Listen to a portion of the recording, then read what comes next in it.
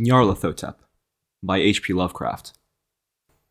Nyarlathotep, the crawling chaos. I am the last. I will tell the audience void. I do not recall distinctly when it began, but it was months ago. The general tension was horrible. To a season of political and social upheaval was added a strange and brooding apprehension of hideous physical danger, a danger widespread and all-embracing. Such a danger as many be imagined only in the most terrible phantasms of the night. I recall that the people went about with pale and worried faces, and whispered warnings and prophecies which no one dared consciously repeat or acknowledge to himself that he had heard. A sense of monstrous guilt was upon the land, and out of the abysses between the stars swept chill currents that made men shiver in dark and lonely places. There is a demonic alteration in the sequence of the seasons.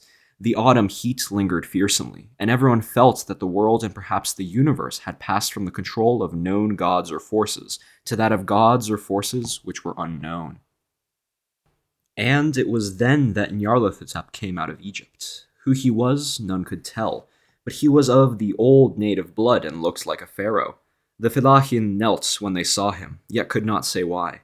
He said he had risen up out of the blackness of 27 centuries, and that he had heard messages from places not on this planet.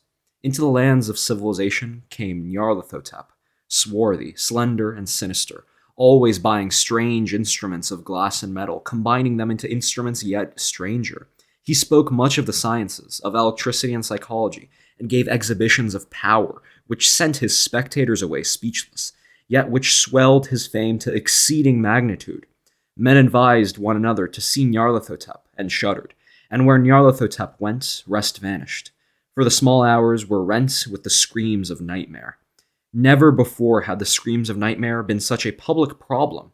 Now the wise men almost wished they could forbid sleep in the small hours, that the shrieks of cities might less horribly disturb the pale, pitying moon as it glimmered on green waters gliding under bridges and old steeples crumbling against a sickly sky. I remember when Nyarlathotep came to my city. The great, the old, the terrible city of unnumbered crimes. My friend had told me of him, and the impelling fascination and allurement of his revelations, and I burned with eagerness to explore his uttermost mysteries.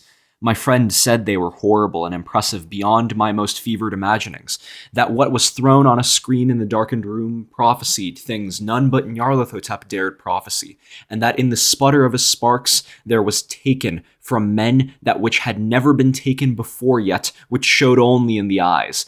And I heard it hinted abroad that those who knew Nyarlathotep looked on sights which others saw not.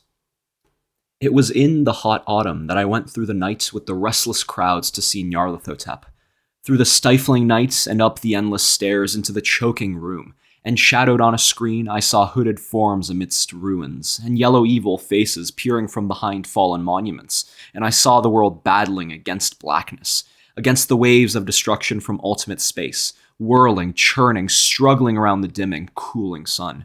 Then the sparks played amazingly around the heads of the spectators, and hair stood up on end, whilst shadows more grotesque than I can tell came out and squatted on the heads. And when I, who was colder and more scientific than the rest, mumbled a trembling protest about imposture and static electricity, Nyarlathotep drave us all out, down the dizzy stairs into the damp, hot, deserted midnight streets. I screamed aloud that I was not afraid, that I never could be afraid, and others screamed with me for solace. We swear to one another that the city was exactly the same and still alive, and when the electric lights began to fade, we cursed the company over and over again and laughed at the queer faces we made. I believe we felt something coming down from the greenish moon, for when we began to depend on its light, we drifted into curious, involuntary formations and seemed to know our destinations, though we dared not think of them. Once we looked at the pavement and found the blocks loose and displaced by grass, with scarce a line of rusted metal to show where the tramways had run, and again we saw a tramcar, lone, windowless, dilapidated, and almost on its side. When we gazed around the horizon, we could not find the third tower by the river, and noticed that the silhouette of the second tower was ragged at the top. Then we split up into narrow columns, each of which seemed drawn in a different direction.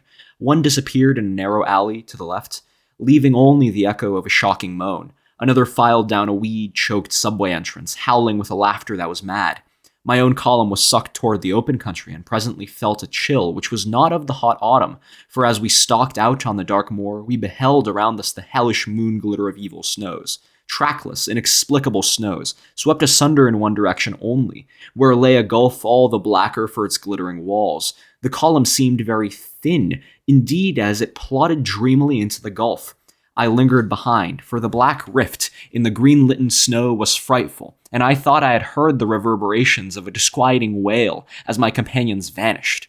But my power to linger was slight, as if beckoned by those who had gone before. I half floated between the titanic snowdrifts, quivering and afraid, into the sightless vortex of the unimaginable. Screamingly sentient, dumbly delirious, only the gods that were can tell. A sickened, sensitive shadow writhing in hands that are not hands, and whirled blindly past ghastly midnights of rotting creation. Corpses of dead worlds with sores that were cities, charnel winds that brush the pallid stars and make them flicker low. Beyond the worlds, vague ghosts of monstrous things, half-seen columns of unsanctified temples that rest on nameless rocks beneath space and reach up to dizzy vacua above the spheres of light and darkness. And through this revolting graveyard of the universe, the muffled, maddening beating of drums and thin, monotonous whine of blasphemous flutes from inconceivable, unlighted chambers beyond time, the detestable pounding and piping whereunto dance slowly, awkwardly, and absurdly the gigantic, tenebrous, ultimate gods, the blind, voiceless, mindless gargoyles whose soul is Nyarlathotep.